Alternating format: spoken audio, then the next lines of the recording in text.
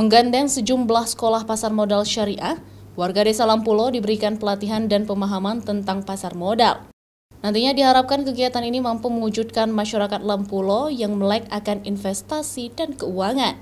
Penghasilan warga yang sebagian besar di sektor perikanan atau nelayan di kawasan tersebut diharapkan mampu meningkatkan penghasilan ekonomi melalui dunia digital seperti di pasar modal.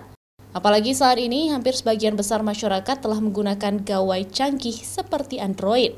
Ketua Panitia Pelaksana Sekolah Pasar Modal Syariah, Proza Swasta Rizky berharap masyarakat Lampulo terus berkembang dan mampu mengelola keuangan dan investasi secara lebih luas dan mandiri dengan jaminan yang menjanjikan. Kita ingin dengan acara ini bisa bermanfaat bagi bapak-bapak dan ibu-ibu warga Kampung Lampulo sehingga kualitas hidupnya bisa meningkat.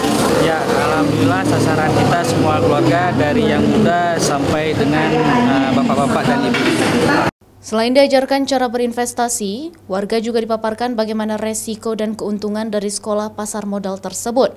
Masyarakat juga akan dibimbing oleh tenaga yang ahli di bidangnya jika ingin belajar lebih lanjut. Syahril, Kompas TV, Banda Aceh.